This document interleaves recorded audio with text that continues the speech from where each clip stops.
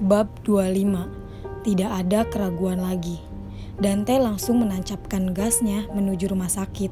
Tiba-tiba Dante ditelepon oleh pihak rumah sakit kalau ibu sedang tidak dalam keadaan yang baik-baik aja. Padahal waktu itu Dante mau menjawab siapa orang itu. Namun kabar buruk ini menghalangi Dante untuk menjawab. Sudahlah, mungkin belum saatnya. Rasa khawatir itu melingkupiku. Sepanjang jalan selalu terbayang keadaan ibu, dan tidak ada yang bisa diajak untuk berpikir positif. Selalu aja menyerah pada perpisahan yang sesungguhnya. Semoga semua hanyalah angin saja. Mungkin aja Dante tahu kalau aku sedang sangat khawatir sekaligus sedih. Membuatnya selalu memegang tanganku. Sedangkan Kuensa dengan Higon mengikuti kami dari belakang dengan mobil Higon. "Tenang anak, ibu pasti akan baik-baik aja," ujar Dante mencoba untuk menenangkanku. Sudah berulang kali, namun tetap aja sepertinya perasaan itu tidak bisa dihilangkan. Aku hanya bisa menangis dan menangis. "Bisakah lebih cepat?" tanyaku. Dante nurut, dia melakukan mobilnya lebih cepat dari sebelumnya. Dia terus aja memegang tanganku, membuatku merasa tidak sendirian. Dikala sedih ini, ada yang senantiasa bersedia untuk bersamaku. Meski dengan harap, aku benar-benar mengharapkan kehadirannya di sisiku selamanya. Hanya saja itu mustahil. Tidak lama kemudian, kami sudah sampai di rumah sakit. Aku langsung keluar, bahkan lebih dulu daripada Dante yang memarkirkan mobilnya terlebih dahulu. Hampir aja tertutup, Dante dengan cepat menyusulku masuk lift. Rasanya sangat lama sekali untuk naik ke lantai atas, padahal biasanya terasa cepat, mungkin karena efek khawatir ini. Baru aja lift terbuka, beberapa keluar bergerombolan dari ruang rawat ibu sambil mendorong berangkarnya. Oh astaga, semoga tidak terjadi suatu masalah yang serius. Aku langsung berlari menuju gerombolan itu. Dan benar, itu adalah ibu. "Apa yang terjadi? Ibuku baik-baik aja kan?" tanyaku. Aku berusaha untuk mengikuti mereka semua yang terburu-buru membawa ibu ke tempat yang entah tidak aku ketahui. Karena tidak mendapat jawaban dari mereka, aku mengadu pada Dante yang masih di belakangku mengobrol dengan salah satu dokter yang biasa merawat ibu. "Dante, mereka mau membawa ibuku kemana? Katakan padaku kalau dia baik-baik aja kan?" Bukannya menjawab, Dante malah memelukku. Semakin membuatku tidak bisa berpikir dengan baik tentang apa yang terjadi sekarang. Aku hanya bisa menangis di pelukan Dante yang berusaha untuk menenangkanku. "Oke, I'll contact you later." Dokter itu pergi, sedangkan aku tidak tahu menahu sama sekali apa yang mereka bicarakan. Sudah pasti tentang kesehatan ibu, hanya saja apa itu? "Dante, katakan sekarang juga, jangan berbohong. Apa yang terjadi dengan ibuku sampai harus dilarikan seperti tadi?" tanyaku dengan harapan kali ini dia benar-benar jujur dan mengatakan yang sebenarnya. Sudah, jangan menangis lagi. Ibu pasti akan baik-baik aja.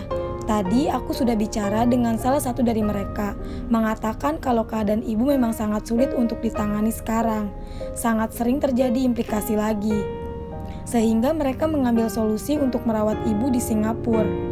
Aku terkejut mendengar itu. Singapura? Otomatis aku akan berada di sana. Lalu bagaimana dengan biayanya? Pengobatannya? Bukankah sangat mahal?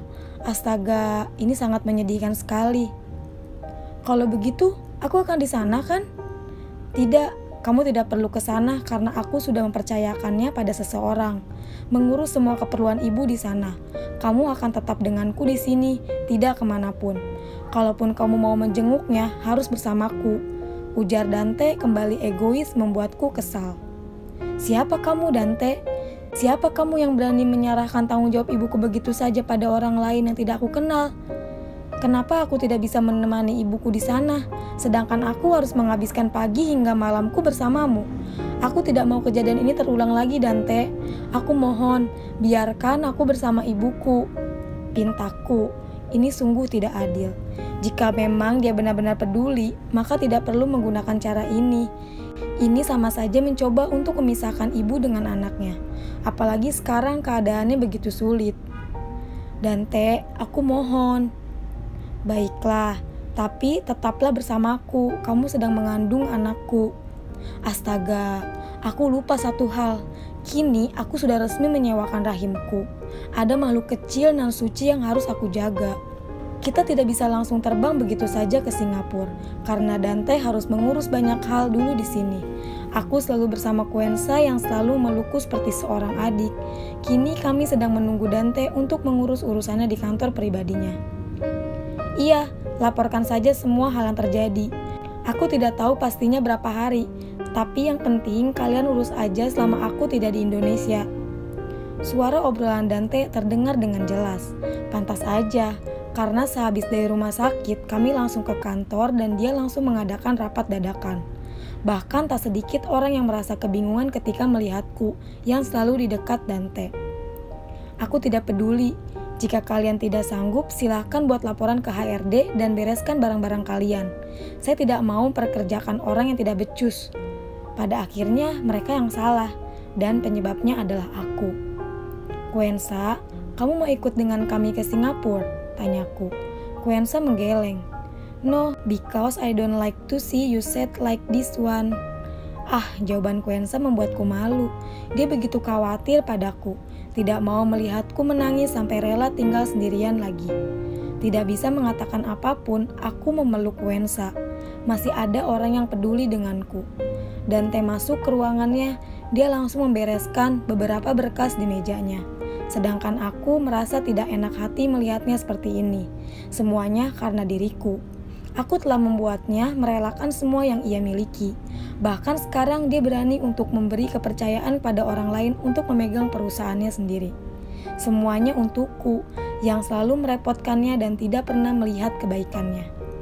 Aku membantu Dante untuk membereskan berkas-berkasnya. Mungkin akan dia bawa ke Singapura.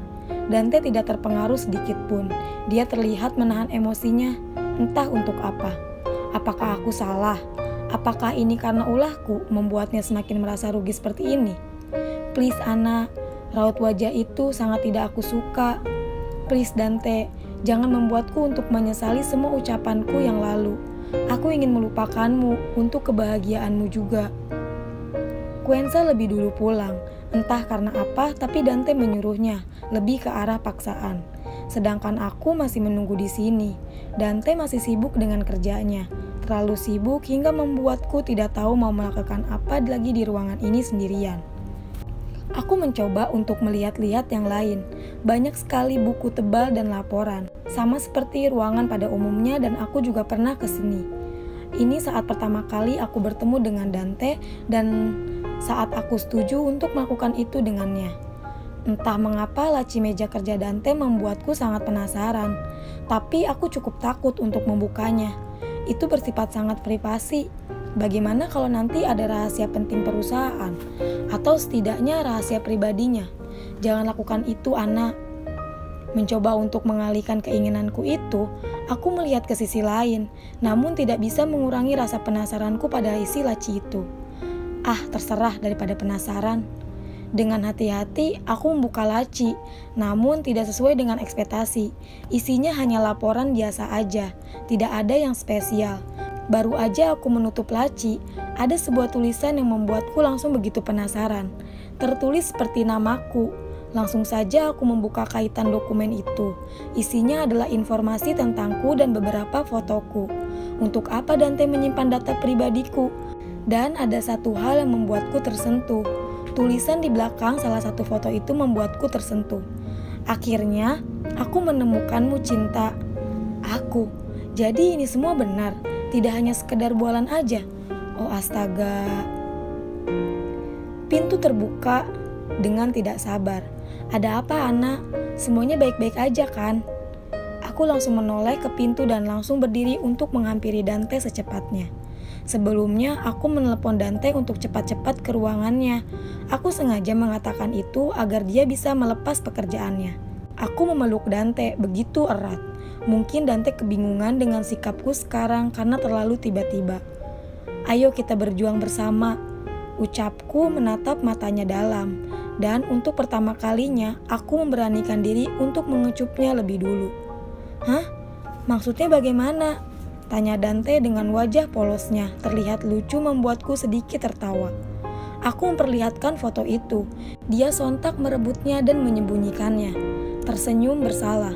Sebenarnya kamu tidak perlu menyembunyikannya, karena aku sudah melihatnya dengan sangat jelas. Pertanyaanku cuma satu, kenapa kamu begitu niat untuk mencariku, sedangkan kamu sudah memiliki istri? Tanyaku. Karena kamu anak kecilku. Rasanya bahagia sekali. Kini semua jelas. Aku bisa memantapkan hatiku. Penjelasan Dante semakin membuatku merasa yakin. Kini aku tidak boleh labil lagi karena sudah ada orang yang susah payah untuk memperjuangkanku, meski dengan langkah awal yang salah. Aku semakin yakin kalau aku tidak akan lagi memiliki niatan untuk meninggalkan Dante. Karena sejatinya, dari lubuk hatiku yang paling dalam pun dia tetaplah yang istimewa. Kini, aku tidak akan menyesal karena kontrak sialan itu. Aku juga tidak peduli dengan Danita, istri Dante yang selingkuh itu. Aku hanya harus fokus pada satu hal, kebahagiaanku dengan Dante. I love you my Ana, bisik Dante, membuatku tersipu. I love you too my culun.